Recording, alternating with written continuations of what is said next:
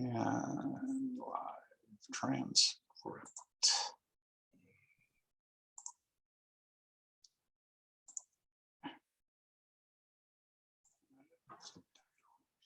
Okay, ready to get started this morning. Welcome, everybody.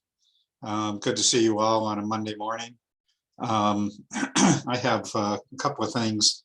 First of all, it's been kind of a challenge for me the last week or two. My wife has been, as many of you know, has been sick, and she's been in and out of the hospital twice in the last week or so. And so a lot of my time, of course, has been spent with her and at the hospital. So anyway, so I apologize if I'm a little bit disconnected here. So please bear with me. And then secondly, so let's just get started. Is there anybody new who's joining us on the call this morning? Anybody new? I take that to be. Steve, this is Jeff. I was going to save this for my little introduction, but I did want to introduce Sandeep Bromick. He's our new assistant broadband director for the state. Great. I was wondering who that was. So Sandeep, do you want to say hello quickly? Sure. Morning, Steve and everyone. Thanks, Jeff, for introducing me. My name is Sandeep Bromick.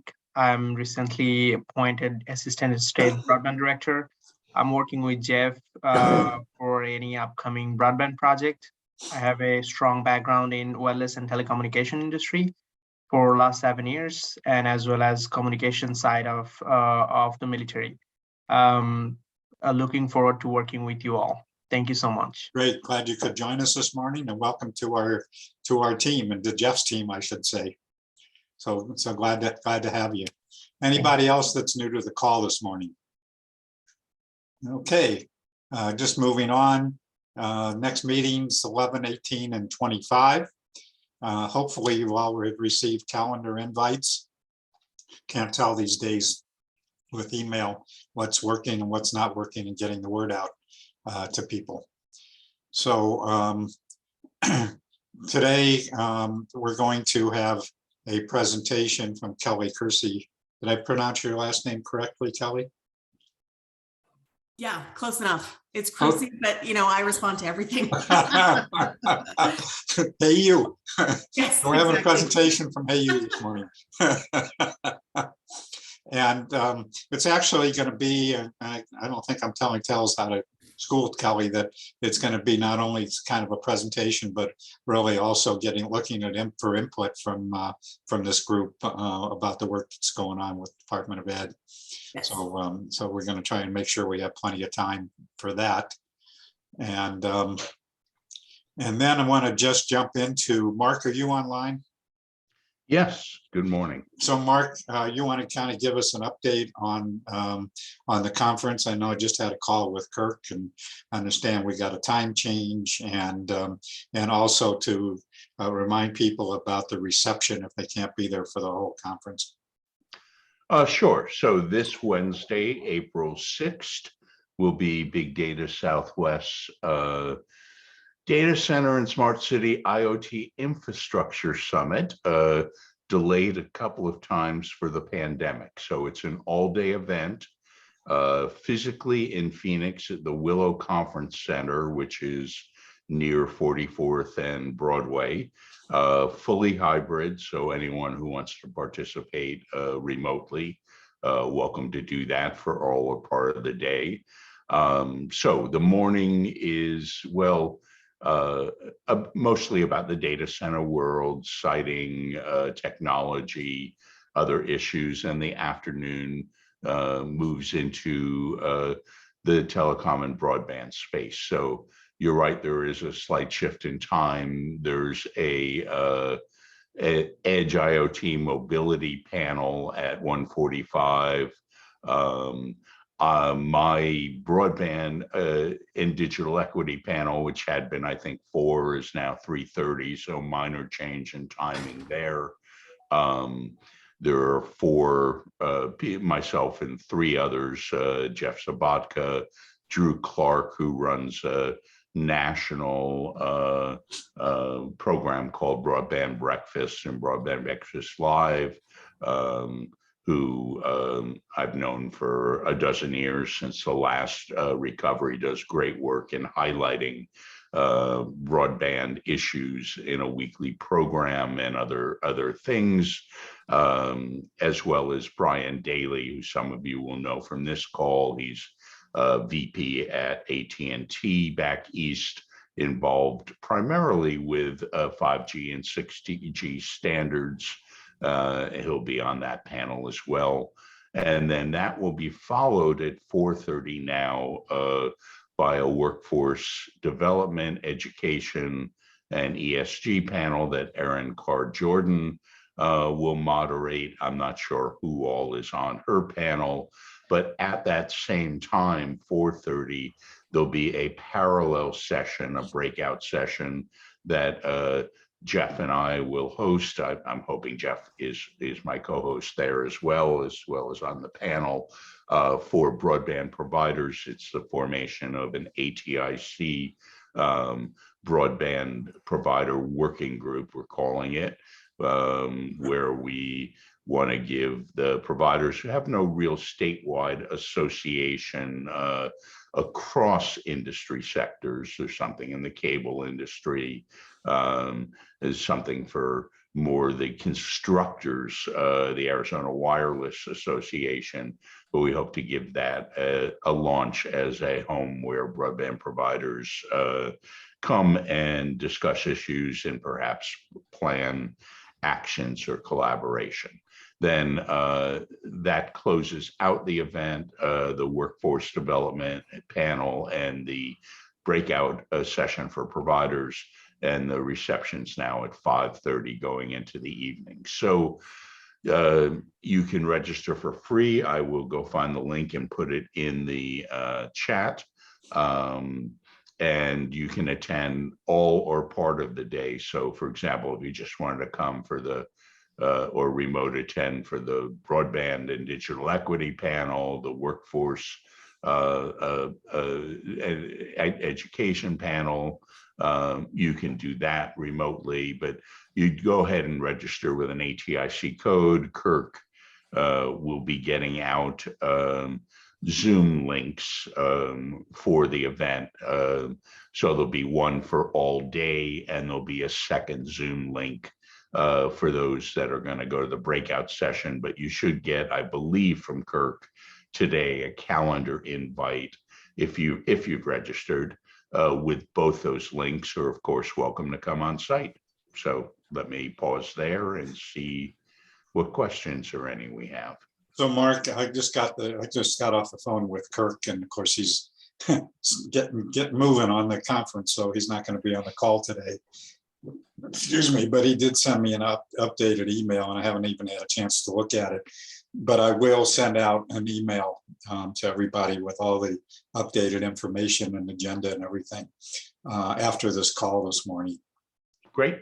So again, I just want to emphasize to all of you that it's, although it's obviously not the most important part of the conference, but there is the free reception, which looks like the time has now changed. But if you can't make the conference, but I encourage you all to come and join us for the reception and interact with everybody and all the folks that have been on these calls and haven't seen each other in person in a long time, to come join the reception. So great. Or that the late afternoon, the broadband digital divide, the education or provider session rolls right into that reception. Yep. So, if you can dedicate a few hours rather than the whole day, certainly come mid-afternoon and stay with us. Yep. So anyway, and those, I think most of you know that Kirk has been an active participant in this task force and a good friend. So we would certainly like to support him also in the conference. So any questions or comments for Mark? And I'll try to get the update about the conference out a little later this morning. Thanks, Steve. The link and code are in the chat now. Thank you. Thanks. Mark, this is Mala. Just a quick question. Would the sessions be recorded? Because if there are parallel sessions, we may not be able to attend. The conference will be recorded yes, and made available. I don't know that the breakout group will also be recorded. So the conference, the main conference is MOA. I don't even know about whether there's a crew that is, with additional capabilities to film the breakout session. Okay, thank you. Well, Mark, if you're going to be online, if it's Right, gonna be online, it should- we can grab it in Zoom. You're right. yeah, it should be pretty simple to do that. There's actually going to be a professional recording of the day, though. Cool. Okay, any other questions for Mark? So again, encourage you all, and hopefully we'll be able to, if nothing else, to see you at the reception in the evening. Okay, moving on. I guess it's time, well, just a reminder that we are going to be doing our kibitzing with colleagues after this meeting. So anybody who wants to hang out online and chat and share information, ask questions or whatever, again, you know that that's an informal. We don't record that session. And excuse me, there's no agenda, no presentation or anything else. It's strictly informal. Sometimes it lasts 10 minutes, sometimes it lasts for an hour and a half. So, and again, you're welcome to drop in, drop out as you choose. So, but I encourage you to all join us for that. And then moving on, let's just go ahead and get started with our updates. So Jeff, you want to kick it off, please? Sure, Steve. The big news, obviously, is Sandeep will be joining us as Assistant Broadband Director. Much needed help. He brings a really unique technical background to what we're doing. One of the things that we talk a lot about with our rural areas is we've got these amazing projects in the pipeline in some of our counties that will bring connectivity to the communities themselves. In some cases, just middle mile to the communities. In other cases, directly to homes and businesses, which is obviously our preference. But there are other situations that, quite frankly, need to be covered. And wireless is usually the best one. I mean, the obvious one are folks that decide that they want to be part of the community, but they want to live, 10, 20 miles outside of the community. And how do we connect? Wireless is usually the best option rather than building, individual fiber routes. Another thing that's really important to what we do, for those of you who live in Maricopa County, we probably don't think about this as much, but is agriculture. When you look at places like Pinal County and Yuma County in particular, there's a lot of agriculture going on. I always cite this statistic that 90% of the lettuce in the country in the wintertime comes from Yuma County. So whether you're in Chicago or Miami, you're getting Yuma lettuce. So it's a big business, and helping them get to the next level. A lot of that's going to be done with wireless networks, applying for federal grants to build out these kind of networks. Sandeep has that type of background that can help us. He's also going to be the best veteran ever on some of these grant applications. I mean, he could tell you a little bit about his education background, but he knows this stuff backwards and forwards, and is able to bring a technical level of expertise that we really need as we move forward. Another announcement that I wanted to make, probably not mine to make, but I figured I would go ahead anyway. Sonia Nez is the new broadband manager for the Navajo Nation. I got a chance to meet her a couple weeks ago at our broadband summit and have a call with her and others. For those of you who are not familiar, the Navajo Nation has dedicated $208 million to broadband. And that's all coming out of Sonia's shop. So yeah, she has more money than I do. And but that's exciting. They're working with us at the state level. I know that they've had discussions with Apache County, Navajo County, and Coconino County as well. And this is going to be definitely a group effort. Again, to give you some scale, the Navajo Nation touches 4 different states. It's the size of West Virginia. It's a big project. We're super excited to get up there. The next broadband summit meeting is in Utah, in a little town, it was 50 miles north of the Four Corners area, which will always be a fun drive for myself. And we're going to go up there in a couple of weeks and continue to move forward. So that's exciting as well. Hey, Jeff, can you send me her contact information I will. or put it in the chat either way? And hopefully we can get her engaged. Yeah, that'd be great. They've been great partners and continue to be. We work with all of our tribes. Some are much more active. The Yavapai Apache is another tribe that we're spending a lot of time with right now with the I-17 project and helping them to reap the benefits of that project in terms of connectivity in their area. The Gila River Indian community here in the Maricopa County area have been great partners. They actually have their own CLEC company called Alluvion, and we're excited to see them expand as they look to build to places like Florence and Coolidge and other areas in Pinal County. So tribes are a big part of what we do, and we're excited to have Sonia on board here moving forward. And I'll see if I can get her on these calls, Steve. Sounds That's great. really all I had for this week. I did ask a couple weeks ago, there were some questions around the treasury funds. And one request that I had made to the group is maybe to come up with a list of priority areas that you feel that there should be spent on. I'm still anxious to see that. I think that that's something as we go into these discussions, having different viewpoints of how we should spend it. Just to remind everyone, the treasury funds, we're getting a little over $192 million. What's most interesting about that is the flexibility we have in what we spend them on. A lot of the other programs, the ARPA program, the IIJA are very focused on specific things. Even the digital equity program has definite things. The Treasury is probably the one that's probably the closest to a block grant that we have. There are some restrictions in terms of connecting folks at 100 is their preference. 120 over 20 is doable. But doesn't have to be the main requirement of the project. So, as you all have kibitzing in with colleagues and other discussions, I would absolutely appreciate your input on that. And that's something that I can bring to the table from outside groups. I've always said that I certainly don't have all the best ideas.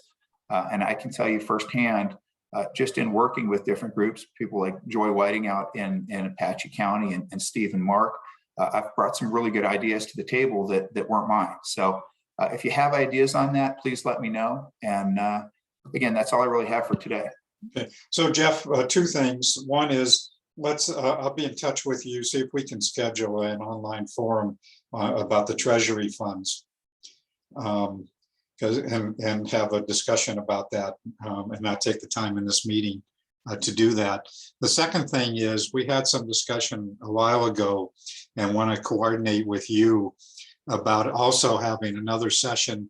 And I need your help in identifying all these different communities who have projects that are going on, so that we can also, first of all, get them engaged with us here, but also have a separate forum where all these different communities who are working on various projects can get to know each other, share information, talk about best practices and so forth.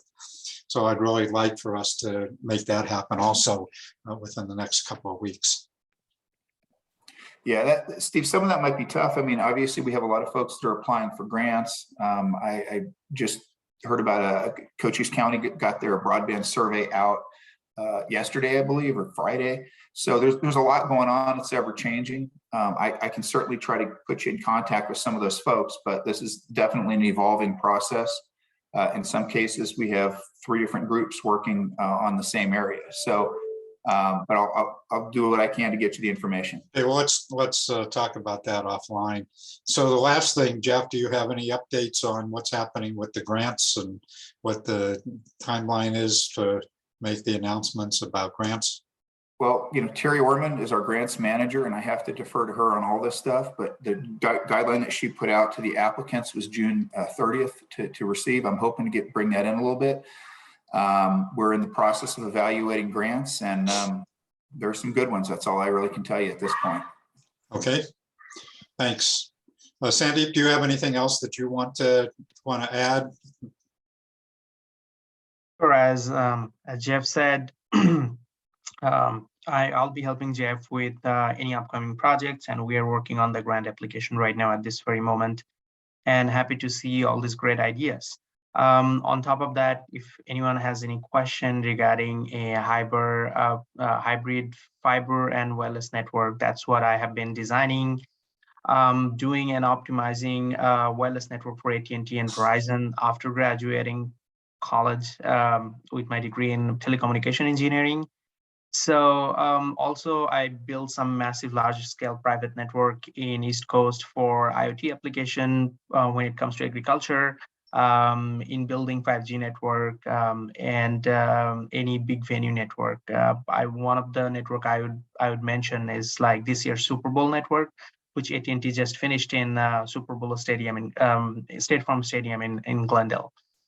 So anyone has any question regarding any IoT infrastructure network, a smart city, broadband based on fiber and wireless mixed network, please feel free to reach out to me. My email address I already posted in chat.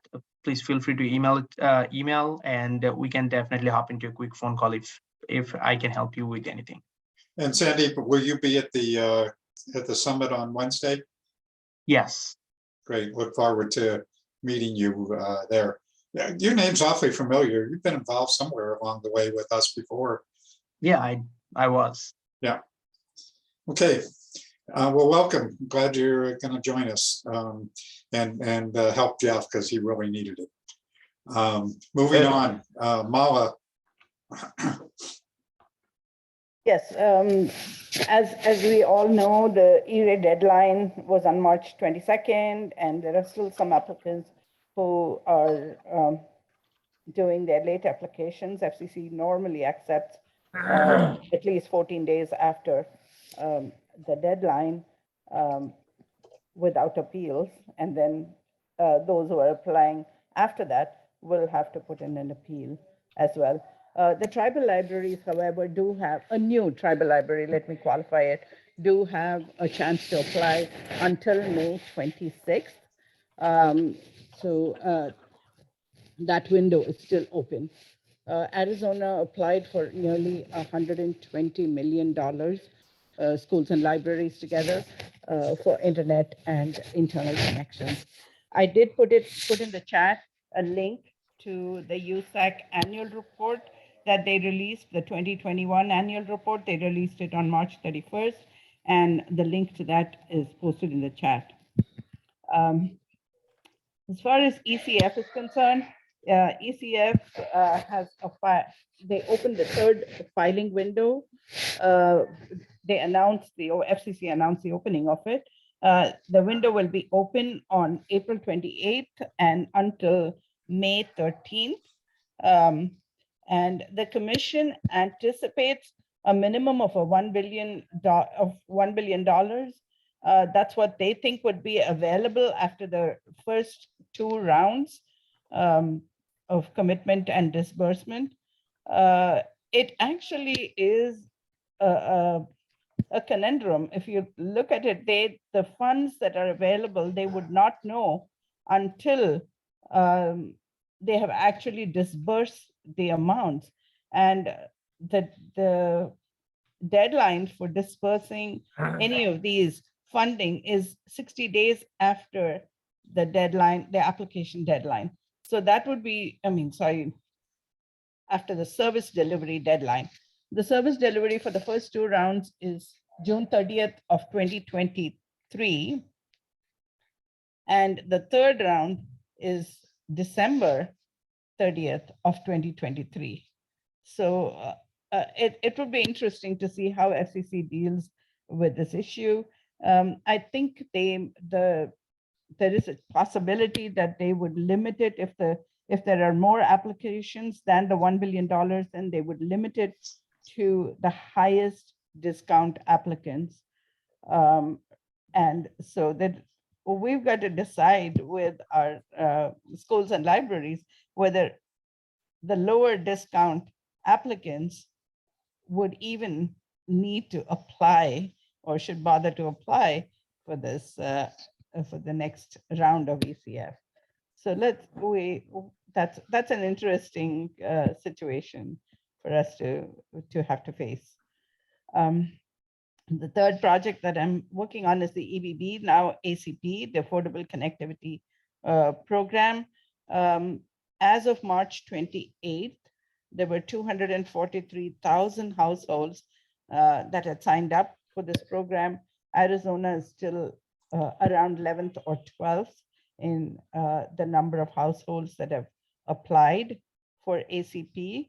And I do want to put in a plug for Connect-Arizona site where the media kit is available in case anyone wants to grab it to promote and publicize. Any questions? Back to you, Steve. Okay, any questions for Mala? Okay, thank you, Mala. Holly, are you online? I am, but I don't have anything to add, Steve. Thank you. Okay, and I don't know, I haven't looked yet. I was just looking to see who was here. I don't know if Nicole's online, but we're going to jump right into an update. Cindy and Nicole, you have anything that you want to, a lot of stuff happening, digital inclusion. Yeah, I'll just quickly add, so we are using Connect Arizona, which is an initiative of the state library, to be a clearinghouse of information for the ACP, but a lot of that relies on our partnerships and all of you guys to help get the word out. And so we are actually trying to work with Common Sense Media and Elena, who's on our call today, to do some targeted outreach here in Arizona as a pilot to see how some of that strategic advertising can help to boost our numbers, and trying to use our statewide digital navigator program through Connect Arizona to help spread that word. So hopefully we'll see even more people who are eligible for this discount be signing up there. Great. You guys are doing some great stuff, Nicole. It's really awesome. Takes a Steve, village, takes a village. sorry, on digital inclusion, the NDIA just published a couple of weeks back, but I only found out recently, I haven't seen it posted here before, a digital inclusion coalition guidebook, kind of an interesting guide for the leadership and organization of digital inclusion efforts. So I did put that link in the chat where you can go download the PDF of it. Okay, thank you. Anything else? Cindy, are you online today? Yes, yep. What else, Cindy? Yeah, just a couple of things. So we have a lunchtime meeting for practitioners this Thursday at 12 o'clock. The topic is tech support and what it means in the digital inclusion ecosystem. And I can, so anybody who wants to attend that, any practitioners who want to attend that can get in touch with me, and I'll put my info in the chat here. Yeah, I also posted the link to the media kit for that Connect Arizona developed for the ACP. Put that in the chat. Let's see. I think that's all for today, Steve. Okay. Yep. So again, Cindy and Nicole, you guys have been doing some really awesome work. Really appreciate it. Let's go on. Janet, are you online? I don't think so. So Mala, do you have any updates that you want to talk about regarding the telehealth and libraries project? Not really at this point. We're still working on some of the logistics and the nitty-gritties, working with the health department at Pima County to get some sign-offs on the nurses who will be at Ajo and Arivaca. We are, however, planning an inauguration somewhere early June.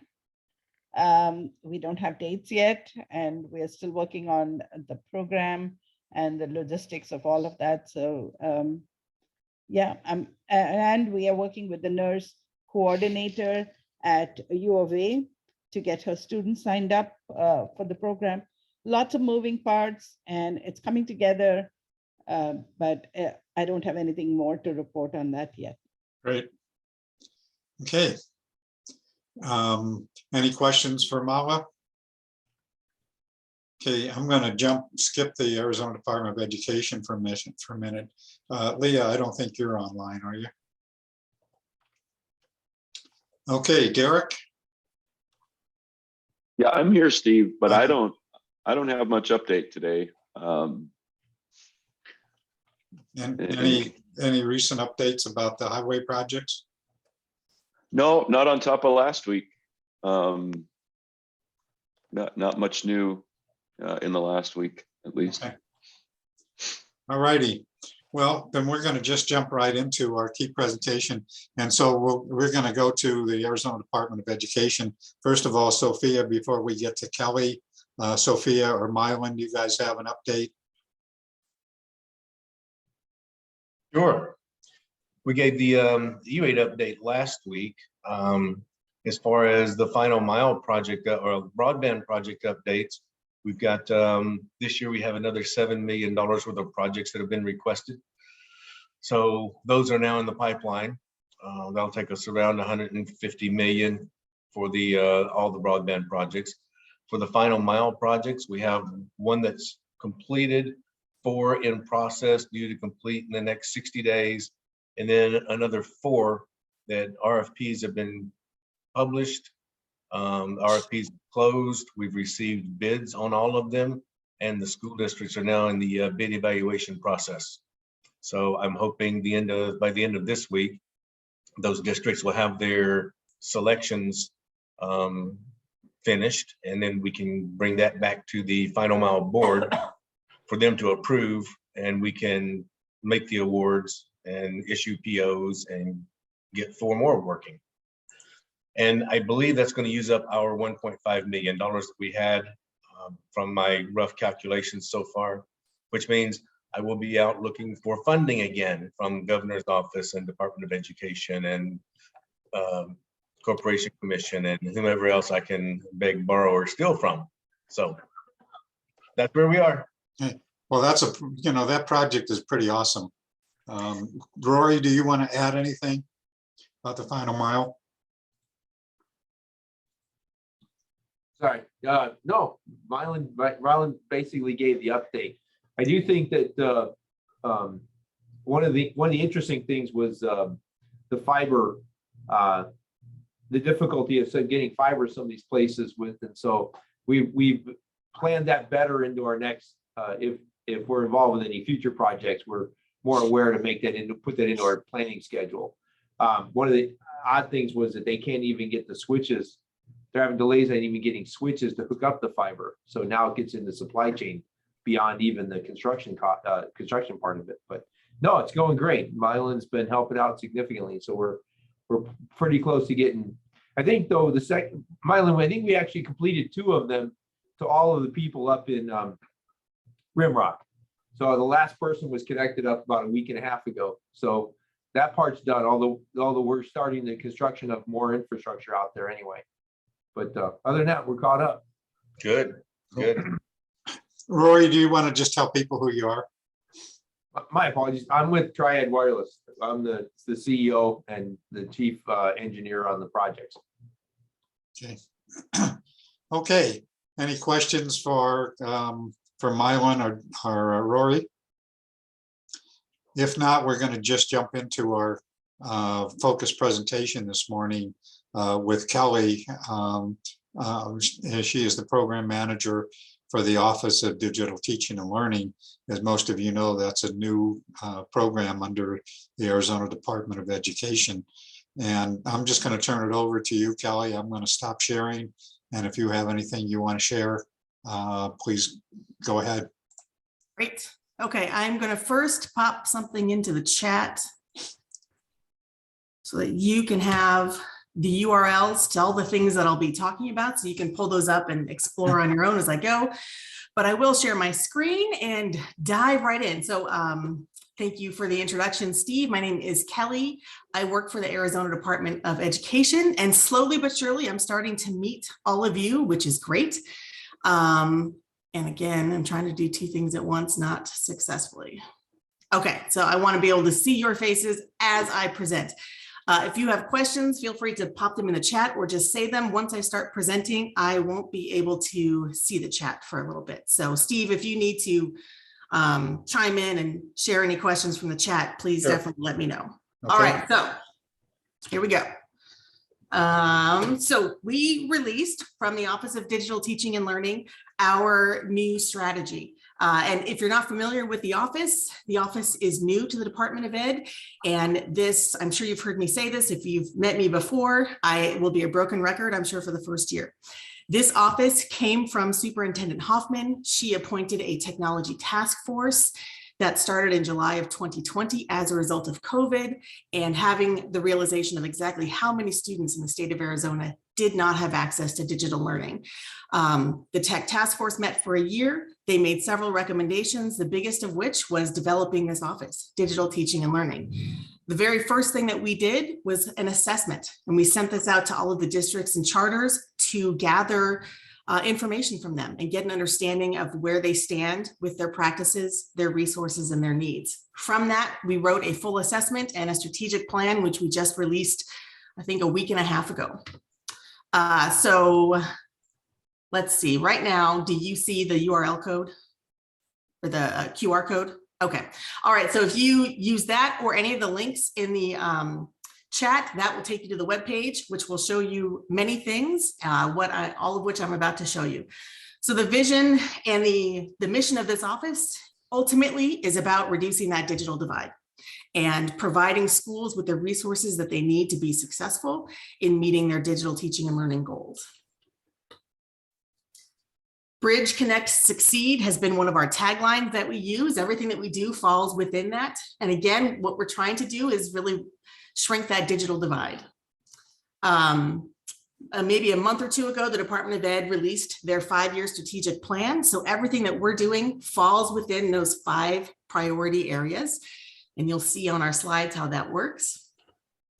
And then for us as an office, these are our 3 key areas that we're working on. So we're working on building community, we're working on gathering the data and measuring progress, and we're working on solutions and resources. So everything that we do is about building that community so that the LEAs, which an LEA is a local education agency, which are the schools in Arizona. So we want to bring them together so they can share what's working for them, for one another, and learn from one another, but also connect them to the solution experts, which could be many of you in this call, hint, hint. So you'll see there at the bottom right of each screen, that little white box, that shows how we connect back to the strategic plan for the entire department. And then our strategy. So again, it falls within these 3 areas: the community, the data collection, and the solutions. And I'm going to go through all of our findings and the solutions that we have from this assessment that we conducted back in November. So as I'm going through all of these slides, I put out to you the call to action and thinking about the work that you do every day. How does that inform or support our schools? Our schools have a lot of needs, and certainly the Department of Education and even the governor's office does not have all of those resources available. So this office is looking to get creative. How do we bring the community together to solve some of those gaps and reduce those gaps? And everything that I'm going to talk about falls within those 3 areas of devices, skills, and connectivity. All right, so our findings are divided up into 7 areas, the first of which is digital devices. So we know that from our findings, there is a need from schools across the state for refresh plans. Many schools had access to funding that they had never had before because of COVID. And they were, through the CARES Act or ESSER funds, able to access funding, and they could purchase devices and they could do things they had never been able to do before. We all know that money is running out. And now schools are in a place of realizing we have 1,000 devices that we purchased and we are in year 2, they have a 3-year warranty. What happens when that warranty is up? What happens when it's time to refresh these devices? Where is that money going to come from? And then also protection plans. So these are students we're talking about. This is K-12. Things happen, devices get dropped, they get tossed around in backpacks. So warranties are needed, loss and theft warranties. And then from this assessment, we know that Chromebooks are the most popular and most widely used devices as well. So some of the solutions, each of these pages has it divided up. So on the left side, you'll have the findings. On the right side, we have the solutions, and we're listing the solutions that we are starting to work on.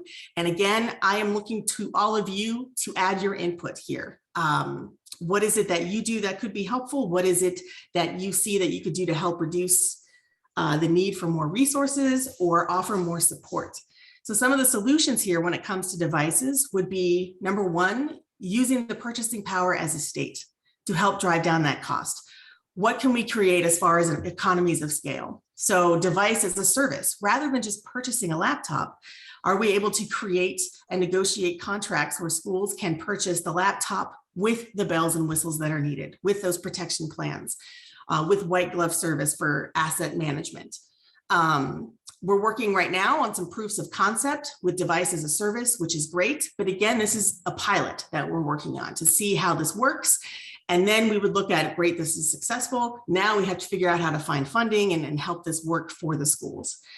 And then also sharing knowledge. So how do we share practices and the how-tos for things like refresh plans and support services?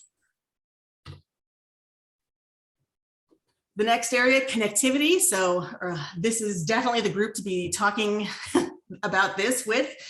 We know from our findings that 1/4 of the students in Arizona lack access to digital learning.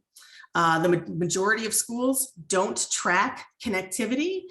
And then we know in rural areas that the number can be as high as 75% of students that do not have connectivity at home. So again, we're constantly looking at the solutions, not only what did we find, but now what are the solutions and the action steps that we can start taking. And I go back to economies of scale and contract negotiations. And this is also speaks heavily to Mylan's work and a lot of people on the screen and the work that you're doing with the Final Mile and the Middle Mile project, really trying to get broadband out to these areas, not only to the students, but to the communities.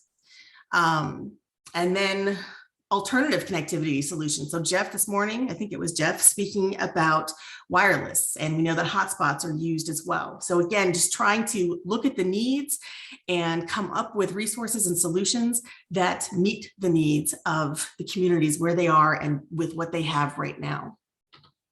Kelly? Yes.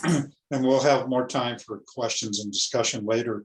But as you go through this stuff, of what you anticipate that the state may or may not address versus local school districts and what they're going to have to come up with in terms of resources. Okay, got it. Here, this is, so I can't see the top of the screen. I think this is digital skills. So again, our analysis and our findings and our solutions. And here we know that there is room for advancement and more support when it comes to training staff and students. We'd like to consider families as well. So students and staff have these devices. Do they have the training that they need to use the devices, use them effectively, and use the content as well? And we'd like, as I said before, to expand this to the families as well. So if something happens at home and the student is using a device and they're not able to connect or access something, we'd like to include families in that training so that they have the knowledge and the skills as well to be successful when using those devices at home or in the classroom. Let's see, we also know we asked some questions about standards. So the state does have standards when it comes to computer science and ed tech. And the goal of this office is not to create new standards, but to help provide the resources and support to better use the standards that already exist. So some of the solutions, these are things that we've been working on already. We're always looking for the low-hanging fruit, and I will definitely pay major props and kudos to the Common Sense Media people who are on the call now. I think Elena is here and Drew. Common Sense has been a great partner for us, and I know they've been a great partner for many in this call. We've already been offering webinars and training sessions on digital citizenship with Common Sense Media. Those were great. They're quick 10-minute sessions that are Wednesdays at 1, and they're live. And it's 10 minutes of content that is applicable and then 10 minutes of Q&A. Through our feedback and our research, we definitely learned that schools are a little bit weary when it comes to more webinars. They don't want to sign up and possibly waste an hour of their time in a webinar. So worked with Common Sense to come up with this new structure of 10 minutes of content. Drop in, get your content, and leave. And that went really well. Our next one is coming up using the same format with ASU in a couple of weeks. Again, we're always looking to leverage the state resources. What is in existence now that we can use and leverage and put into place and put into reach for our school communities? And then, as you saw before, community. A community is a big part of our strategy. And how do we bring schools together to share the knowledge that they have now, what's working? We're trying not to use the phrase best practices. We're using best, better, or common practices. We just want to have shared knowledge of, hey, this is working for me. Let me share it with everyone else. All right, data and security, another hot topic for sure. And this is an expensive topic. There is definite need for data and security resources and practices and funding. This is an expensive area and it's often inaccessible. So we can see this in the data that not all of our schools have the ability or access to complete risk assessments, professional or self-conducted. They don't have the measures to reinforce SIPA compliance, and they don't have access to data and security training, or if they do, it's very expensive. So again, I put the call out to those here in this meeting as far as what are the resources that you have in these areas? What could we be sharing with our schools?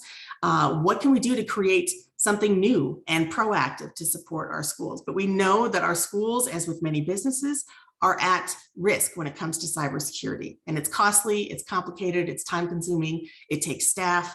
And I will say that the Department of Ed, our CIO, Beth Neely, has been working with the Arizona Department of Homeland Security, and there is some progress happening there. There are some grants available. So there is work that's happening. And again, we're really trying to use the community within Arizona to bring the resources forward for our schools. Policies and procedures. This is another area where it is about community. So I had mentioned before that our CIO is working with the Arizona Department of Homeland Security. We are trying to post and publish and share in a learning repository of sorts the best practices when it comes to cybersecurity. This is a big issue. There's a lot of interest in it. And so we want to share those common practices and the information and get it from the experts to then share with the schools. And we can make them into quick, easy how-to guides.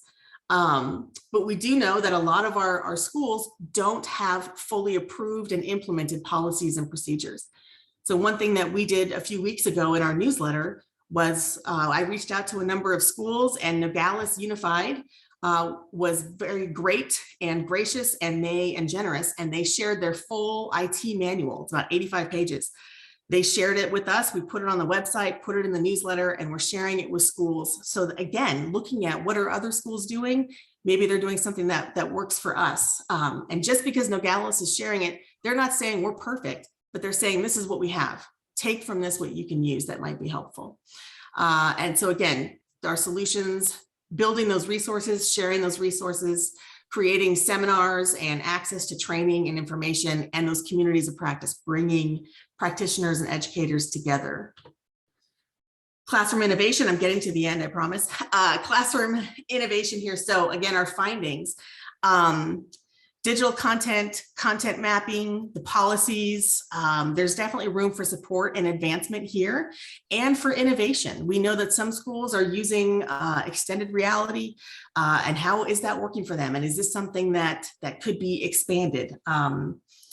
And the solutions that we're working on, again, I always go back to that purchasing power of the state, the contract negotiations, and also sharing that information. So this office collecting the information and sharing it and pushing it out and creating opportunity for groups and educators and practitioners to come together to share what's working and what they'd like to learn more about. And then lastly is the digital transformation. And this one is more about the culture and the framework. These are quotes that we pulled from that assessment. And you can see here that the findings that we have from here, and this is not what everyone is thinking, but these are some of the thoughts and comments pulled from that assessment, that digital learning is temporary, that there are other areas to focus on that are a priority right now. We'll deal with this later. Or even thinking that when COVID goes away, so will digital learning. And we know that this is life as we know it now. This is not going away. This is an area that is only going to grow. So we're looking at shifting that framework and that culture and that thinking so that everyone can be participants in society now and have that access. I am probably speaking Cindy Hogan's language right now and really working on that digital inclusion. And again, this is through those communities of practice and bringing people together to share what's working and how to make improvements and continue to grow. So again, I ask how you can help. Thinking of these 3 areas, what is the work that you're doing? How does it support or inform the work of the schools and their needs? And then I think I've got one more slide that I'll throw up here. This is my email. And then also that QR code will take you back to the webpage. And then when you're on that site, just click on all the navigation pane on the right-hand side and click through things. And then also those URLs are in the chat. So I'm going to stop sharing because I think I've reached the end.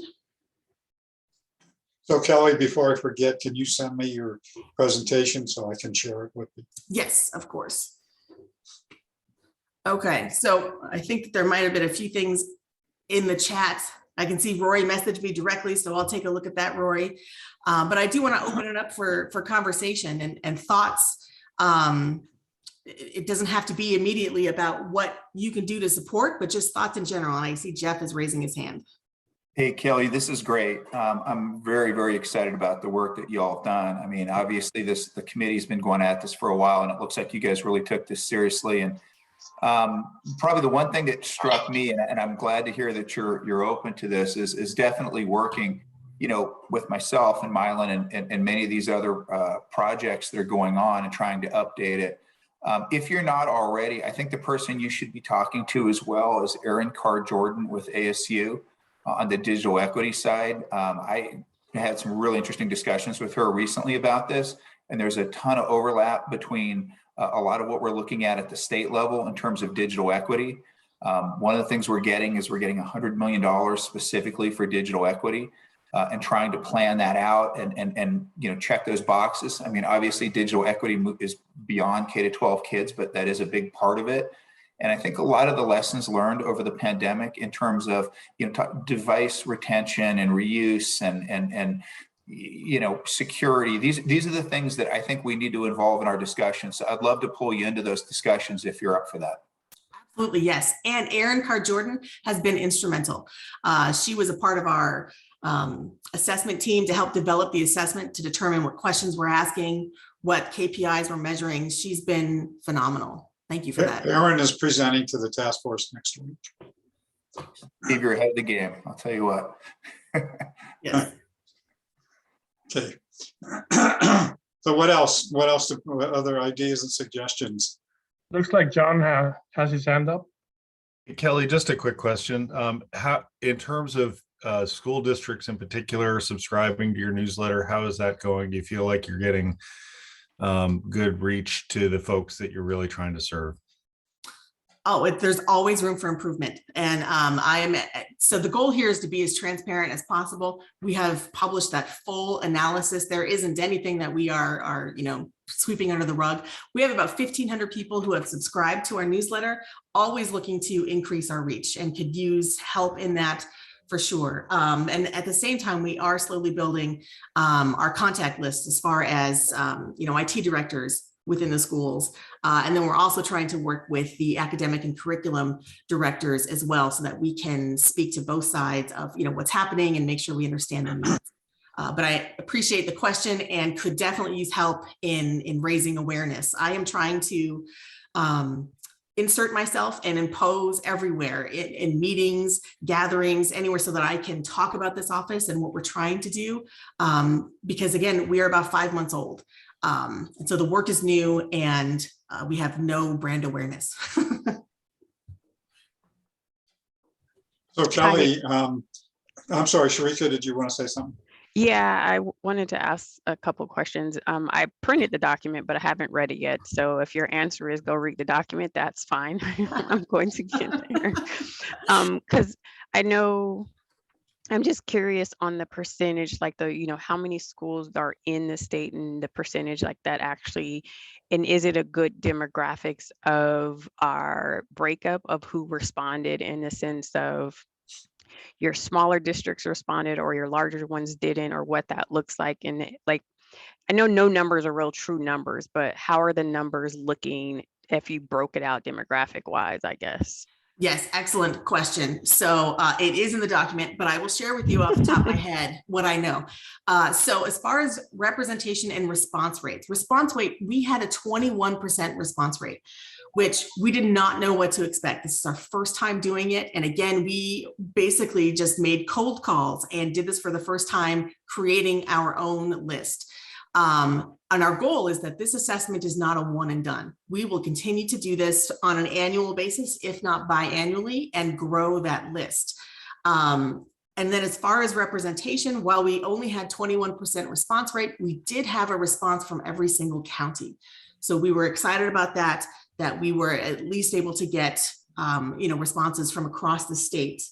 And then as far as demographics and representation, we are trying to drill down as far as we can and consider things as far as, charter versus district. And I believe, if I'm recalling correctly, we had about out of those who did respond, 66% were districts, 33% charters, but then also drilling down for us to have an understanding more on things such as tribal nations and socioeconomic status of the schools, the populations that the schools are serving. So really trying to look at the information that we're getting and then how that applies to the populations.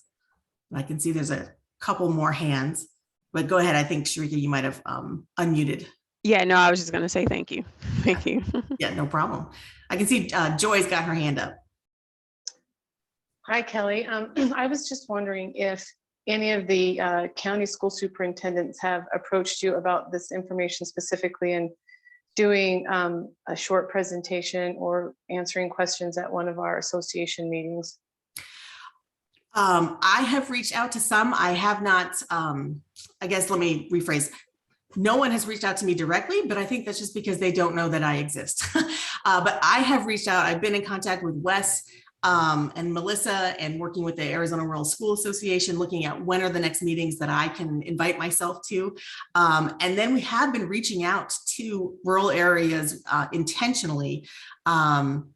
So Robbie and Sean and Kristen, and I don't remember last names, but trying to work on, if we are having gatherings or opportunities where we're sharing information, I'm trying to be in communication with them as well. For everything. But if there is a specific listserv or a way where my information could be pushed out, like I said, I would love to impose anywhere possible. Great. So I do believe we have another associations meeting coming up in May. So let me see about getting a presentation, just information wise. And then, because that's usually the conduit that most people use is through the county school superintendents to get the information to the LEAs. So I'll just ask, I'm not the president of the association. I don't control the agenda, but I can certainly ask to have the information given out that way, because I think it would be very beneficial. That would be wonderful. Thank you so much, Joy. So Kelly, I'm interested about the conversations that you folks have been having with the Homeland Security.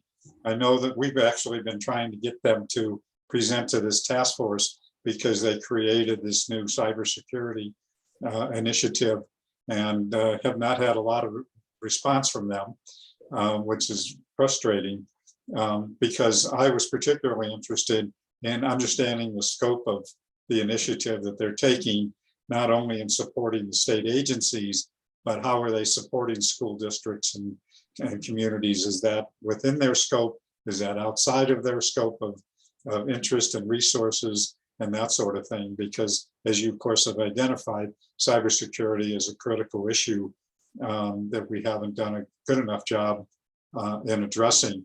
And I guess related to that is how I assume the schools, which you pointed out, are struggling with that whole issue of cybersecurity. And is there something we can do to help convene a group to look specifically at cybersecurity best practices and so forth? I'm typing notes at the same time. So what I'm hearing is two things. One is, I would be happy to talk with Beth, my CIO. She is the one who meets with the Department of Homeland Security in Arizona and has regular meetings with him. And I think recently, within the past few months, and I might be, don't quote me on that, but I think recently it has been brought to their attention that this could be shared with schools as well. So the response has been great in including schools in the work that they're doing. And I can communicate with Beth. Would it be possible to have him and Beth come and present to this group, which I think would be great. And then you had mentioned something about, is there something that this group can convene? What was the second part of your? Well, it was, is there something we can do to, well, first of all, to help you identify the cybersecurity resources here in the state? There are several cybersecurity professional organizations here in the state. I don't know if Jerry Crow is online today, but Jerry's been very active with several of those organizations. And it would certainly, there's an FBI group, that a national FBI group that meets, and so there's lots of other, we've heard, of course, have heard from Pima College, and a number of the universities and community colleges are developing cybersecurity initiatives, both in training cybersecurity professionals, but can also be a resource. So being able to help identify what those resources are here in the state may be something we can also help with. That would be great. In fact, so I just put something in the chat. I'm responding to people's questions. I just put a link to the chat, that IT manual I referenced that's shared. It's on that website. And then again, I am looking for specifically cybersecurity. I'm looking for best practices or any practices that I can share out with the schools at this point in time. There are some schools who are advanced and succeeding in this area, and they typically have more financial resources than schools that don't. And so the schools that don't have those financial resources tend to be the ones who are struggling more with the cybersecurity. So how can I help share what's working well with those who don't have that access? So speaking to that point, number one, I will ask and see if we can get the visitors to come, and speak about the cybersecurity in this meeting, but then also would love to hear from this group or be if there are names or people I can contact who work within cybersecurity that might have resources, if I could be connected to them, because I really don't know them at this point in time, that would be really helpful. And again, perhaps that's something that we might want to have a separate meeting for, is specifically regarding cybersecurity and bringing some of those organizations to the table. Great. I am putting my email in the chat because a number, well, maybe I didn't send it to everyone.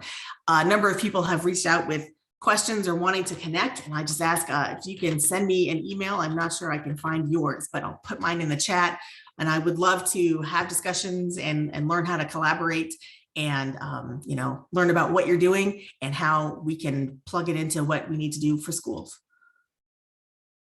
Okay. All right. Thanks, John. I see what you just put in there. Thank you, everyone, for the time today. So what else, what other things do people have suggestions for Kelly? I have a suggestion, which of course I know every teacher will be like, no, I don't want to do this work, giving me more responsibilities, but just also getting the teachers ready and able and trained to use the computers. And because I know for me, I had a teacher's aide that was working in my organization, and she was in the STEM field, but her computer skills were very limited. And so when we went virtual, she ended up quitting because that was foreign to her. But so you would think someone that's working in STEM would be able to get on Zoom and understand, but she couldn't. Like, the two were separated. And so getting teachers comfortable in that space as well, I think would be something that can be some CEUs or whatever. I'm not a teacher, so I don't know your guys' correct terminology and all that stuff. But right. I think when teachers are comfortable with something, then it relates to the kids and how they feel about it. Yes, you are absolutely correct. And that is something that we learned as well through the assessment, is the need for the skills development for not just the students, but the instructors. And we have done a lot of benchmarking with other states and other state departments of education. And Mississippi has been a great one for us to work with. Mississippi, they themselves joke that they make a joke, and it's just a joke, that before the pandemic, they were last in education. And then after the pandemic, they jumped all the way to first. They have done remarkable work as far as devices and digital learning, and the programs that they have to provide training for their teachers. And through that and working with them, I have learned the best thing to start off with is, one, providing those foundational skills and opportunities for training. And then also at the same time, those for the best practices, how to take the foundational level skills to the next level. So exactly what you're saying, that there are many teachers who need that help and assistance to be able to be successful. And that is definitely something that I think there's a lot out there that's available. And now we're trying to collect all of that and get it in front of the teachers so that they know, but also in front of the administrators, so that they know and can help push that out to the educators as well. So thank you for that input. Okay. Kelly, so a number of years ago, before the pandemic and all this, I used to use the term the digital divide. And I used to talk about the haves and the have-nots, the cans and the can-nots, and the wills and the will-nots. And again, we beat to death the need for having the technology, and those who have it and those who don't. But then I also put into that middle category, the teachers, and many of them who have said, I know this is important, I'm willing to do it, but you got to take me by the hand, you got to help me, support me, and train me, and I'm willing to do that. And then there's the will nots. I've been teaching for 30 years, I'm going to continue to teach that way, don't care about technology, don't want to do it. And of course, a lot of those, of course, are older teachers and so forth. But I think there's still a lot of that, going on, of teachers who are saying, don't know how to do it, don't want to know how to do it. I'm going to continue to teach the way I have been. Yes, I think it just like you're saying, there's no perfect solution. So we're trying to provide information that will meet everybody where they're at, and hopefully give people the tools that they need. But it's not going to work for everyone, for sure. How are you guys working with ASTE? Oh yeah, well, I work with Nan on everything. So Nan, I just will text her with random questions, but definitely working with ASTE, and they're already very involved with the technology space within the Department of Ed. They're involved in groups and advisory groups with other areas and other units. So sometimes I don't want to create new things and additional things for people to participate in. I'm looking for, how can I look at what's already happening and insert myself into that. But ASTE is definitely a big resource for us. And I'm sorry. So my other question, which I guess I asked earlier, Kelly, is, so as we go ahead and try and address all these things, do you see that in terms of funding becoming an issue, about what local school districts are going to need to do, what the State Department's going to do in terms of providing support, as well as how do we find the funding to address a lot of these issues? And John, maybe you have so many thoughts about that also. All I can add, Steve, is that school districts spend a lot of money on technology support and training and tools and devices. And I think one of my principal ambitions out of this whole effort is that they will get a lot more for the money than they currently do, that there would be a lot more efficiency, a lot more effectiveness, a lot more utilization from kind of better organizing it. But fundamentally, that number, 88%, don't have a refresh plan for their devices. That one's scary. The cyber one is scary. I think there are some distinct areas where some additional funding, whether it's incentive funding, grant funding, is going to be necessary. But I think these guys, ODTL, is doing really good foundational work to make sure we're focusing on what really is the most important way to get progress made, and not just what I and others on the tech task force were guessing at couple of years ago. I think we're learning from Mississippi and other states what to do and maybe in some cases what not to do.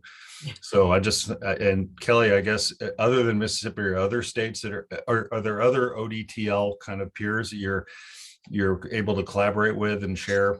I like that phrase, common practice with. Yes, Utah has, I think, the exact same office, the Office of Digital Teaching and Learning.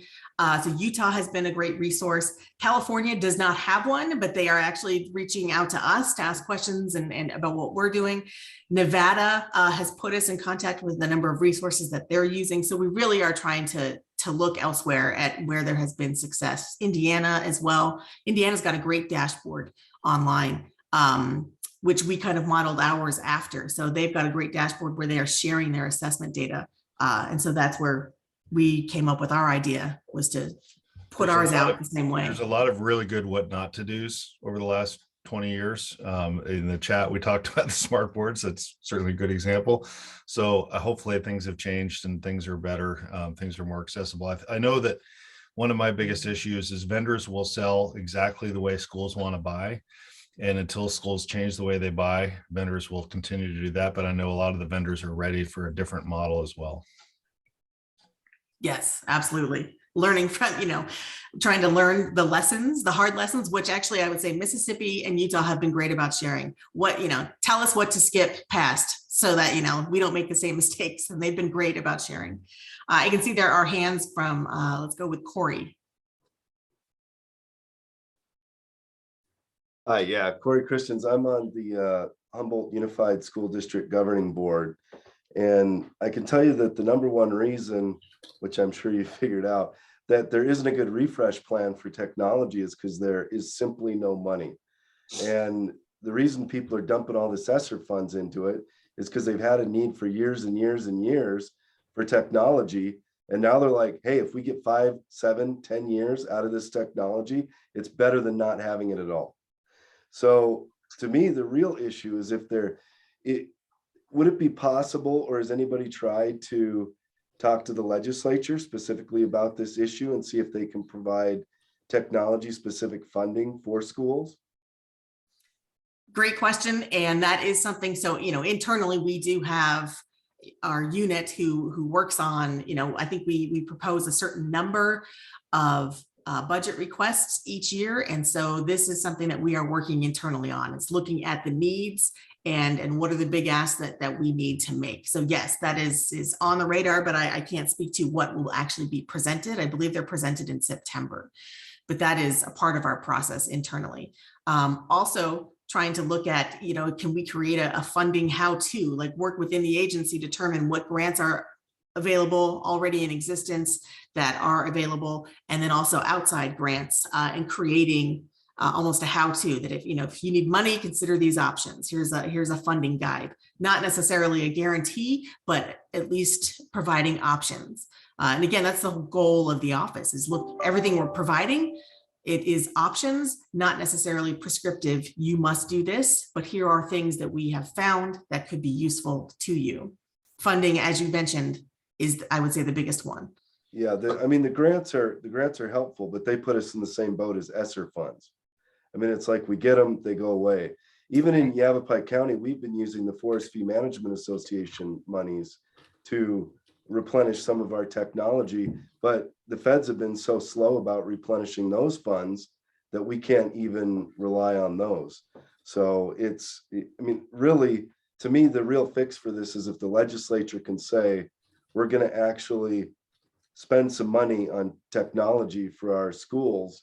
It's really going to be the only way that school districts can get consistent funding year after year after year to have in place a replacement cycle. Right. Technology. And that is something that's exactly what Mississippi did. There's a lot of money going into it. So I hear what you're saying, and I don't have an answer right now, but I will be pushing this forward. Thank you. I appreciate that. I appreciate the feedback and the input. This is exactly what we need, is to hear from the people who are, doing the work in the weeds with this. And then last hand I see is Sharika. And am I saying your name correctly? Yes, you are. So something that just popped into my head. So as most of you know, I work for the city of Phoenix as well. And so here we lease our copy machines on a 5-year lease. So maybe if there's some brilliant companies out here on these calls can create a leasing option for Chromebooks or something like that on a cycle, because ours are every 5 years, so a 3 to 5 years. And then that takes a lot of the pressure off of the school districts that can't support them. So like for my staff, we just call the tech company, they come out, fix the copier. So as Corey was saying, changing the mindset of how we get devices and how we do it. And so then you kind of get it on a cycle if we start leasing laptops or Chromebooks for schools. Just an idea. Absolutely. I have jotted it down. Thank you for the thought and the input. Yeah, well, we, can you hear me? Yeah. Yes. Yeah, we had discussed in our task force when we had our technology subcommittee, which John Kelly chaired, Insight made a major presentation on their devices as a service offering, which was interesting because it covered devices and leasing devices and everything needed, technical support for that could be provided on a large scale to schools. So and I know there was another company as well that was into that sort of thing. So that's definitely available in the state and could be looked at as, for large scale contracts. Absolutely. And then the other thing I was thinking about was the professional development of teachers. I know that in our task force report that we wrote in November 2020, that ASU had a major program during COVID to train teachers for, teaching during the pandemic. And I'm assuming that could be extended in the future to train teachers generally on digital teaching. Yes, you're right. And they are another group that I am working with. In fact, we have a new small webinar series coming out with them. They have their virtual training for teachers, which has been, I think, very successful and widely used. And so we are looking to see, what can we do to extend. They are, I think, kind of in a place right now. I think their funding goes through July. And so it's a bit unknown right now, but fingers are crossed that is something that will continue because it has been successful and used. Right. Thanks, So Johanna. Kelly, people like John and Mala and Mark and Oris and others were engaged as long as 20 years ago, I think 15, 20 years ago, in creating the Greater Arizona E-Learning Association, which is now Greater Arizona Educational Leadership. And we actually had a tireless advocate who's unfortunately is not able to participate anymore. But we fought that issue about technology. Now, again, technology has changed since then. Technology and education has changed, but I'm willing to bet, and John, you probably have a better sense of this than anybody, that I'll bet that the legislature still does not understand where technology comes into play with education in today's world.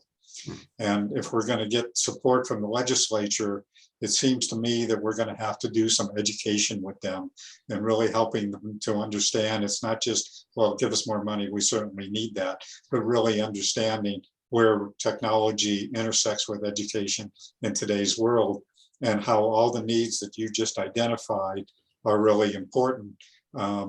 Because otherwise we'll just never get the money. As you know, just getting money from the legislature for education generally is a challenge. But now the pandemic has raised that awareness to some degree, but I will venture to say, I'm speaking just from off the top of my head, that out of the legislature really has no clear clue about where technology intersects, what the challenges and the issues are in today's world. Once COVID goes away or doesn't go away or whatever, as you pointed out earlier, that it's not just a COVID issue and is going to continue on into the future. And so related to that, Kelly, how do you see you guys proceeding and actually putting some meat to the issues that you identified and coming together and figuring out what is all this going to cost? What do we need from the legislature? How do we advocate for that? And again, as you pointed out, where can we find other funding sources? But I'm sure it's a huge amount of money. And again, some of that is going to be local, and some of that's going to be funding from the state and/or the feds. Yeah, I think John on mic. Just solve all that, Kelly. Go ahead. Like, where do I start? Okay, Steve, let me just offer that the legislature gets a bad rap, and most of the time it deserves it. Collectively, it doesn't have a clue about a lot of things, but there are always individuals, and you have to identify which individuals can be a responsible champion. There were bills that went in through the legislature that died, fortunately, along the way. They were very specific about content filtering for schools, and now there's one that's on the floor maybe this week about publishing every learning resource that every teacher uses for any circumstance. I mean, it's just an overwhelming. They understand that it's important, but they don't. It's important for different reasons for them. So I think with this EdTech task force recommended the creation of the Office of Digital Teaching and Learning, the first thing they said was don't depend on the legislature first. Create the office, develop some history and some success, make sure you got schools on your side, and that way you can actually show how anything the legislature does later will add value, as opposed to reinventing the wheel and doing exactly the opposite of what needs to be done. So I think that's the caution about going to the legislature. A lot of work has to be done before we get to that. I have shared with certain legislators when I felt it was appropriate, the fact that this office exists. They don't know it exists, most of them. And I think we just want to be cautious about how we present it. And so it has a chance to do what needs to be done, as opposed to what the legislature think needs to be done. And the other thing, and this goes back years and years and years, remember when the School Facilities Board had standards for devices per student? What was it, 1 to 5 or 1 to 3 or 1 to 8, John? The first standard, and it had to have a CD-ROM.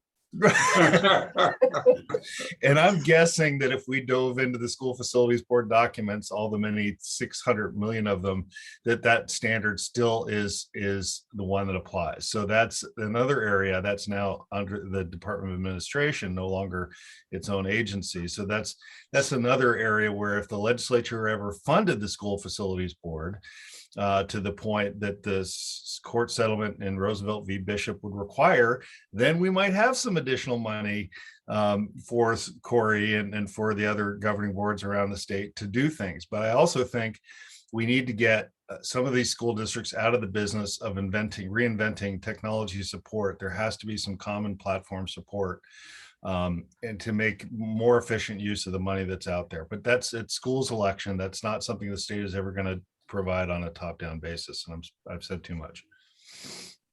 So Kelly, another issue which I think you addressed to some degree is the issue that they've been wrestling with for a long time, and that's vetting the technology that teachers adopt. Because people don't want to be dictated, they don't want to be told, but how do they evaluate all these different technologies that are out there?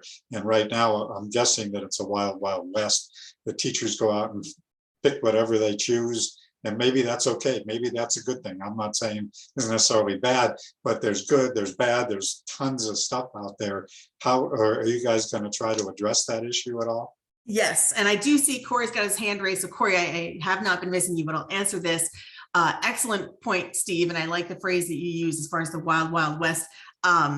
Yes. So, schools are doing what works for them. And to John's point, John, by the way, was on that task force. I'm sure everybody knows that.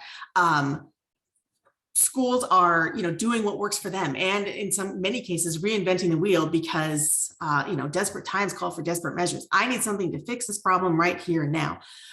So the goal of this office at this point in time, as we look at this strategy, is looking at, okay, if we want to prevent a menu of options, if you will, who's going to vet that? It can't be the Department of Ed saying, we think this is the best solution for you.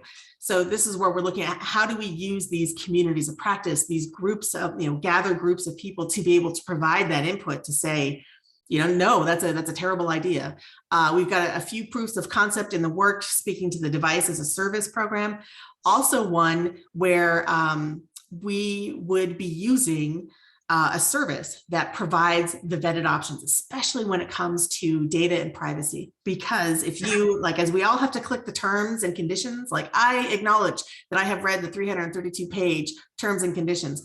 Nobody does that. So there is an actual service that we are looking at right now as a proof of concept that does that work. And it's a nonprofit. It is a membership-based group used by schools across the country, where there has been success with that, where they can see, oh, this has been approved and vetted. It meets the data and security rules and things that we need as an education agency. And I can see the district next door is using it, and here's what they say about it.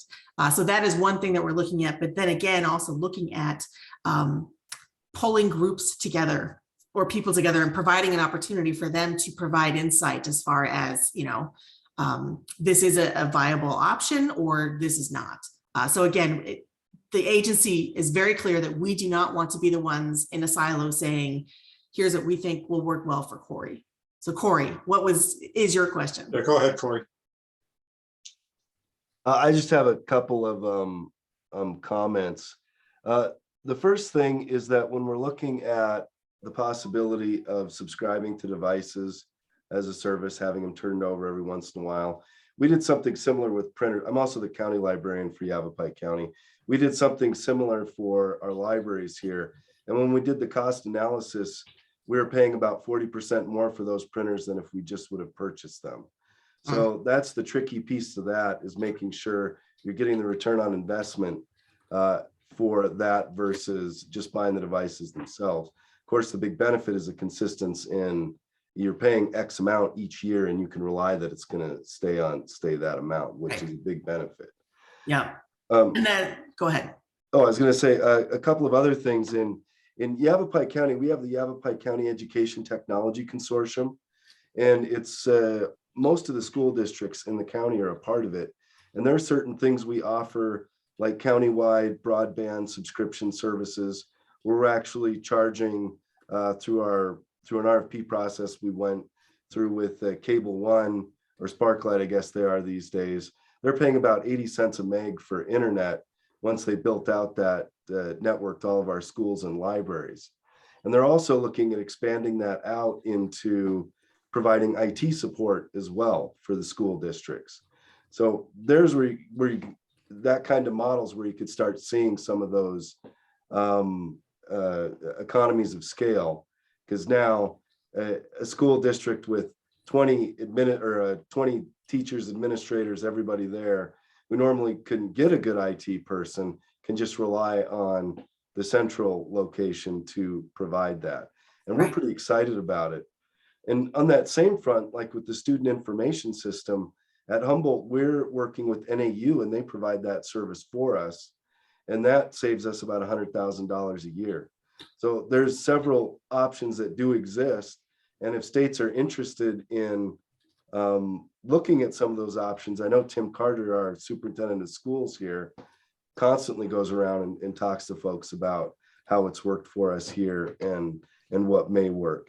The other thing is on that same front, unless the legislature scrapped it, I'm not sure the status of it, is that there was a bill out there for $10 million that we're supposed to go to consortial efforts of school districts. If they want to work together on providing a service, they're going to provide $10 million cumulatively for people that wanted to apply for that funding. And I think we may have applied for some of that if the program exists. Last thing is, we're kind of in a unique situation right now where Michelle Udall is going to be head of the education committee, who is also a teacher.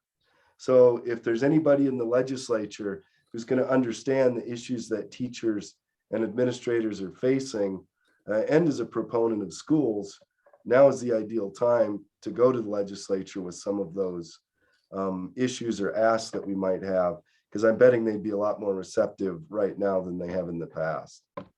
And that's my 2 cents. I'll zip it now.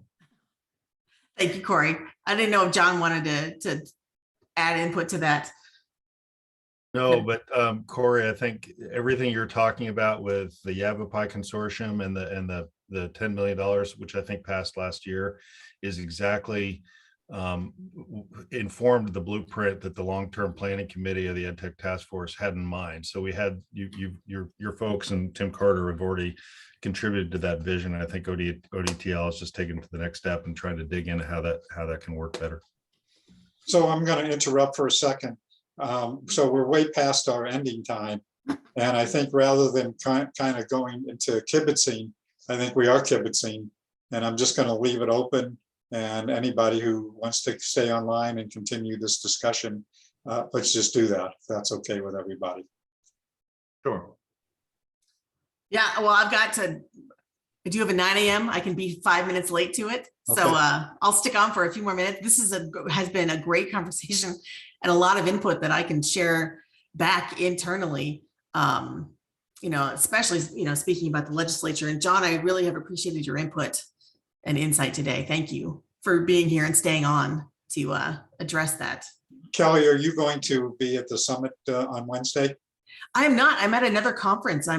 There's a conference in Laughlin for the Arizona Association of State Business Officials within schools, and I'm presenting at that on Wednesday. So I saw this morning that the times are the exact same time. So I am. Will somebody from the department and particularly your program be attending? Do you know? I don't know, but I will find out. I'll work with my boss and see if that's on her calendar. And I think there was a link to it, so I can get all the details. And I don't know if my one I think has left, but so I don't know if Mylan's planning to attend or not. And even Beth, we haven't met Beth. I haven't met Beth anyway. And so, that would be a good opportunity. There's going to be folks, I believe, from Google and Intel and others who are in the education space. And so I think it'll be a good networking opportunity. Absolutely. So I'm encouraged to have somebody there if they can do it. Just one more thing to add, but before Kelly has to leave. All those great things that were being said about Yavapai County, Tim Carter is just so adept at a lot of things that he does. A lot of them is technology. Not every county is that organized, Kelly. So to have this information given to the county school superintendents would be great, just so it's on their radar, because I do think it takes a group effort to make sure everybody gets the information and done. So I'll get with you about trying to get with us on our association meeting. That would be great, Joy. Thank you so much. I appreciate that. And so Kelly, as the state gets money for digital inclusion funding, that this certainly fits into that. Talking about the need for technical support, devices, the whole range of things that we've been talking about for the whole population, not just the education space. But that's going to be, I think, is consistent, including the whole technical assistance issue that not only the schools are facing, but that we know is a larger issue. Absolutely. And I know you got to go. So thank you, Kelly. Right. Thank you, Find some everyone. more ways to have more conversation about this. Yes. Thank you, Steve, for the platform today, and everybody who stayed on. And I'll be in touch. I think I've got lots of emails. So thank you. This was great. You bet. Right. Bye-bye. Bye now. So anything else that anybody else wants to talk about, share, kibitz with?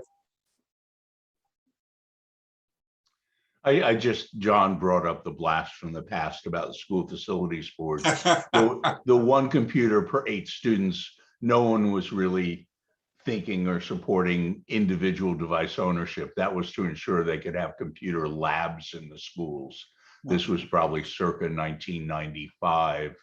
The Mozilla or the browser, Netscape browser, was just really launched in 93, and the net was barely taking off. So just wanted to clarify, we've obviously moved to a a 1-to-1 or in some cases 2-to-1 and 3-to-1 model for computer ownership. Yeah. And Mark, that reminds me of the story of this legislator who complained to me when I was at Gita about her hard drive was failing on her laptop and or on her computer. And I said, "Oh, that's serious. What's going on?" She pulled out of the drawer a floppy disk.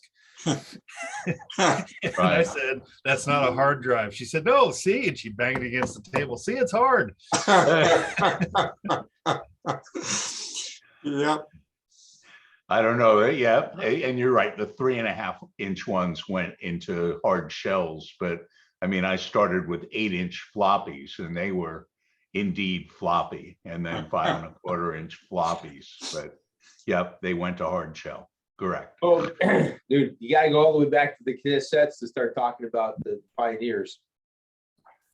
Right. I remember those discs. I have a question that's a total different topic. Well, Mark's still on the line. Mark, I got an email from Kirk about the revised agenda for the summit on Wednesday. Did you mention earlier that he is the one that's going to be sending out the Zoom links? I'll be there in person, but I have several in Apache County who are going to be attending remotely. Yes, we're completely dependent. I have a Skype chat. I need two Zoom links from him, so okay. He's correct. But do note that the program starts now not at 8, but at 11:30. Yeah. Right, and yes, I did. I saw that. He sent out an update. I'm going to send out a final blast to my providers list. But I was hoping to actually be able to include the link in that. I see Brian Daly on. He'll be on my panel on Wednesday. Hey, Brian. So Joy, in answer to your question also, that I'm going to be sending out, I have to look at what he sent me this morning. And then Mark, you and I need to connect and make sure that we have a good summary of here's the times and the reception and all that sort of stuff, as well as the links. So I can get that out ASAP to the whole task force with more details. So let's work on that, Mark, ASAP. Okay. I personally am super excited about being there in person and actually meeting some people, but also just the information that has been pulled together that applies specifically to those I work with and serve. The educational component, the workforce component, the digital divide component, it all applies. And having not been on this meeting and been with everybody here, I don't know that I would have even known about it or had access to it. So again, thank you so much for everyone here. Marcy, everyone, super appreciate it. I'm really excited about it. Good. And so Corey, I'm glad you joined us today. Is this your first time or the second time that you've been on the call? It's the first time I've been a part of this. I hit the digital equity meeting last week. Yeah. Okay. It's great that there's so many folks that are willing to get together and discuss these problems we're having with education, technology, and other areas, and see if there's some ways we can find some solutions. Well, I think that the report that Kelly presented today, really kind of provides the outline of here's a lot of the issues, and hopefully we can continue to work with the department to put some meat to the. One of the things, you can't get money from people if you can't tell them what you really need. So to say, here's the problems, but here's what we need. Here's how much it's going to cost, and so forth. And so hopefully we can work with them and help them to put some meat on those bones. Yeah, definitely. Corey, do you work for Yavapai County, or are you on the school board for just one of the school districts? Both. So usually when I'm in these meetings, I have my county librarian hat on. It just so happened that some of the issues were directly related to education. So. Oh, okay. I didn't realize you work for the county library. I get, sometimes my cell phone service on my cell phone, it's just so spotty and I get no connectivity. So sometimes it links in and out, but you work for the county libraries, but you're also a school board member in Humboldt School District. Yes, that's correct. Okay, great. And they're doing some pretty cool stuff, Joy, which you probably know, but Well, you know, every time I meet Tim Carter, I just like drinking out of a fire hose. I can't keep up with everything, and he's so gracious enough to kind of help someone new like me come along with something. Like, yeah, it sounds like everything. In fact, I reached out to him about consortium issues and contracts and things like that, because Apache County's consortium is going through a bit of a transition right now as well. And so he's really a lot of great things. We're trying to keep up on the technology edge of it all. That's one of my goals. So, yeah. okay. Yeah, it's crazy. Tim Carter is also running the lead on our countywide broadband initiative, and I'm on that team with him.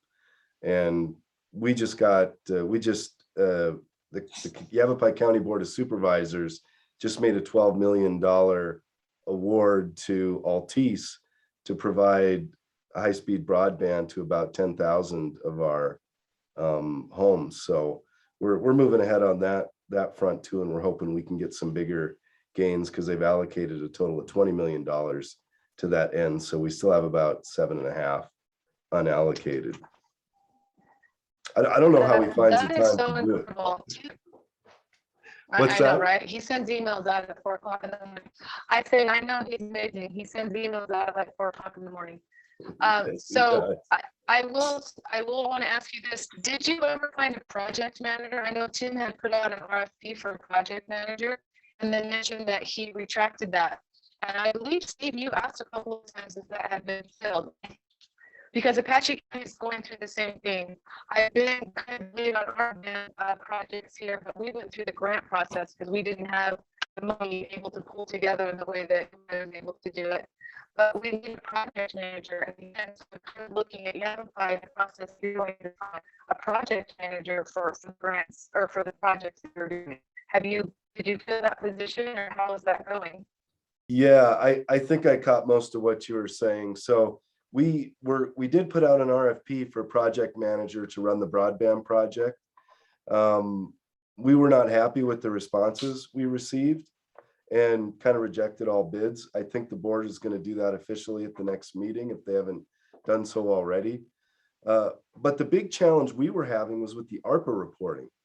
We didn't want to deal with the ARPA reporting on the broadband project since it exceeded $10 million. A lot more restrictions went into what we could do with those funds. So that was the big piece we wanted this project manager to handle.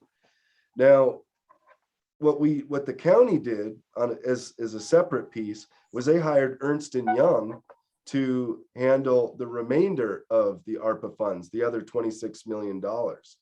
So it turns out Ernst & Young bid on the entire 46 million that we got in ARPA funds, which included the broadband project. So since they're going to take care of the reporting aspects for ARPA, we just decided we don't need a project manager. We'll just handle it internally. So Tim is kind of running point on that, and Frank Vanderhorst and I are on his team to make sure that the broadband. Good morning, this is is Michael. protected. What's that? Michael, Yeah, Michael, be sure you mute. Oh, he did. So Corey, I haven't followed up also with Tim, but I think at least the last time I saw, and I know it's been a while, that they were looking to actually have a staff person versus hiring consultants, which many of the communities have done, where they've actually hired consultants to help put together broadband plans and so forth. And so, we actually, Mark did a great job of putting together a directory of consultants who provide assistance to communities in writing grants and doing community planning and writing grants. So Nice. Mark, you have that list? Was it something? Yes, I post it every couple of months here, but it is up on the AZBSN resources page. I need to follow up on that. Thank you. Certainly. Because that's what we found is that a lot of the communities didn't have their own capabilities, didn't have their own staff or people who were knowledgeable about broadband planning and grant writing and all that. And again, we have consultants who are knowledgeable and experienced in doing that. And it makes more sense for the counties or communities to contract with them rather than trying to just hire someone specifically for that project. At least that's my opinion. No, it's 100% what's going on in Apache County. We do not have a grant writer, and we don't have a grant manager or project managers and that have expertise in that. So thank you. Perfect. What else? Anything else anybody has? Going once, going twice, and then I believe that we are done for today. Thank you.